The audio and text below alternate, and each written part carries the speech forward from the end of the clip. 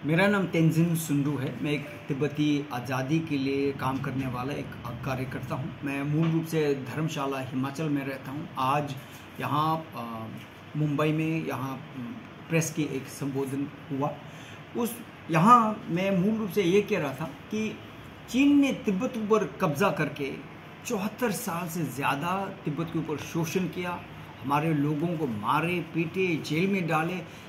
10 लाख से ज़्यादा तिब्बती लोगों के अपनी आज़ादी के लिए जेल में गए और ख़ास करके उनके जाने चले गए। और हम आज भी तिब्बती आज़ादी के लिए मांग कर रहे हैं चीन से। चीन ने न सिर्फ तिब्बत के ऊपर कब्जा किया, आज हमारे देश तिब्बत से भारत के ऊपर आक्रमण कर रहे हैं। गलवान घाटी में हत्याकांड किया और आज वो पूरा लद्दाख और अरुणाचल उनके हिस्सा है करके ऐसे मांग कर रहे हैं। ये बिल्कुल गलत है। चीन ने न सिर्फ तिब्बत, अक्साई चीन के ऊपर कब्जा कर रखा है और आगे ईस्ट तुर्किस्तान नाम का एक मुस्लिम कंट्री है, उसके ऊपर कब्जा कर रखा है। मंगोलिया में, मंचूरिया में, चीन की पूरी एरिया में आज गिने जाएं तो उस तरीके से 96 लाख स्क्वायर किलोमीटर एरिया माने जाते हैं, जो कि भारत से 3 गुना ज़्यादा है। उनमें से 60%, 60% of China is occupied country. उनकी 60% से उनकी एरिया जो है वो कब्जा किए हुए देश हैं। चीन एक चोर देश है और हम लगातार चीन के खिलाफ आवाज़ उठा रहे हैं। हम अपने देश के आज़ादी के लिए मांग कर रहे हैं। भले मैं इंडिया में पैदा हुआ हूँ, यहीं स्टडी किया हूँ, खास करके बॉम्बे यूनिवर्सिटी से मैंने MA किया हूँ।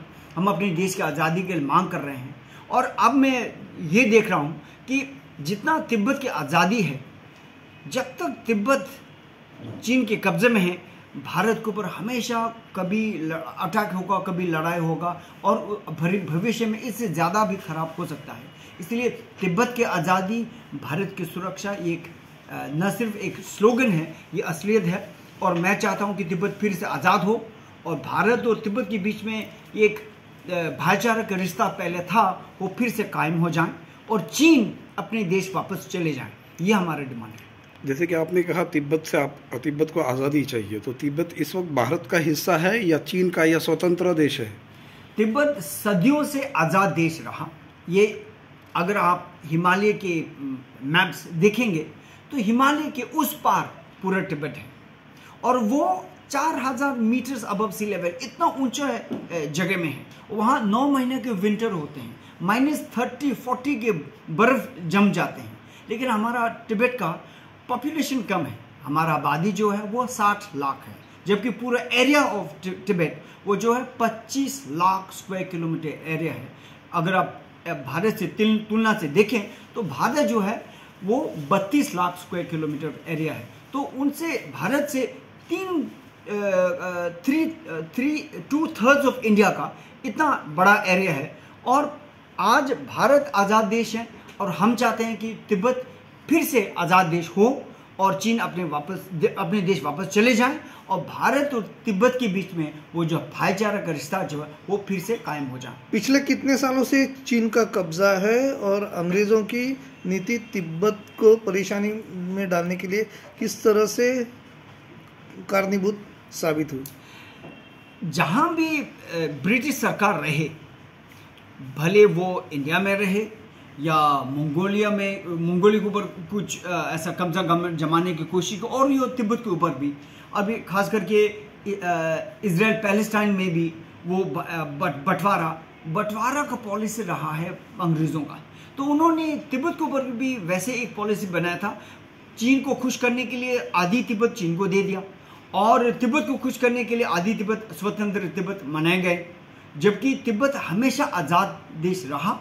और चीन को खुश करने के लिए एक ऐसा मैप ड्रॉ किया है और उससे क्या होता है कि तिब्बत और अंग्रेज़ों के बीच में ये जो मैकमोहन लाइन ड्रॉ किया था, जो कि अरुणाचल प्रदेश की एरिया है, वो आज इंडिया के हिस्सा है और चीन बार बार मांग कर रहे हैं, जबकि वहाँ चीन का कोई लेना देना नहीं था और अभी भी नहीं है। लेकिन चीन वो मांग कर रहे हैं अरुणाचल के ऊपर।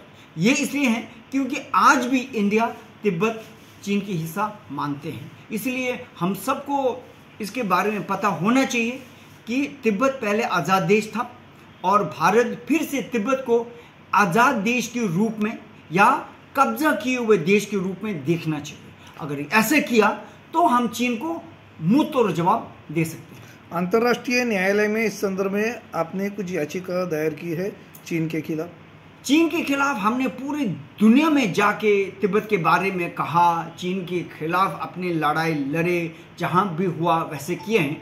लेकिन हमने ये भी देखा कि चीन ने तिब्बत के ऊपर न सिर्फ कब्जा किया, वहाँ की मिनरल रिसोर्सेस वहाँ में बम लगा के जगह जगह में सामग्री लेके जा रहे हैं, खास करके लिथियम, गोल्ड, कॉपर और रेयर अर्थ्स तिब्बत से खाली करके चाइना लेके जा रहे हैं। वहाँ cheap made in China products बना रहे हैं और पूरी दुनिया में वो बेच रहे हैं।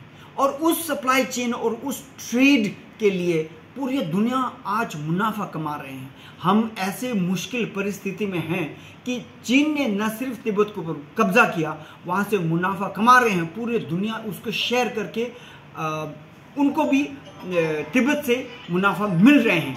और कोई भी देश आज तिब्बत को आज़ाद देश के रूप में देख नहीं रहे हैं और बोल नहीं रहे हैं। और फिर भी तिब्बत में आज इतना बुरी तरीके से मानवाधिकार के उल्लंघन हो रहे हैं।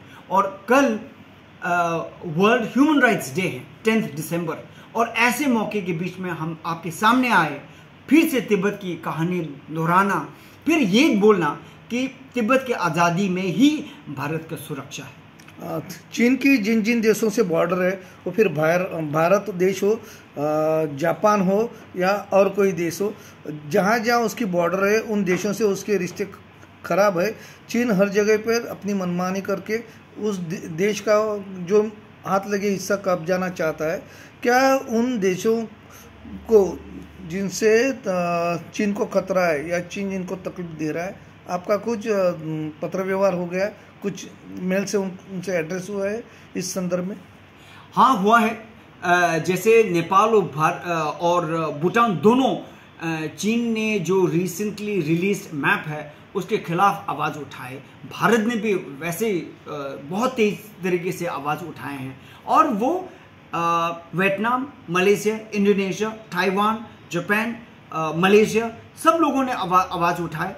और खास करके चीन ने जो कब्जा किए हुए देश हैं, East Turkistan, southern Mongolia, Manchuria, Tibet, सब लोगों ने आवाज़ उठाए। लेकिन अब चीन का मनमानी नहीं चलेगा। जिस तरीके से भारत के प्रधानमंत्री नरेंद्र मोदी जी ने भी कहा कि वो एक विस्तारवादी देश है। चीन जो है वो एक्सपेंशनिस्ट कंट्री है। वो जितनी ज़्यादा एरिया जो वो कब्जा करना है वो करने की कोशिश कर रहे हैं। वो इसलिए है कि शी जिनपिंग का एरिया पोजीशन जो है वो बहुत इनसिक्योर हो गए हैं। शी जिनपिंग डरते हैं कि उसको कभी भी किडनैप हो सकते हैं, वो गायब कर सकते हैं, और इसलिए वो सब लोगों को गायब किया जा रहे हैं अभी भी।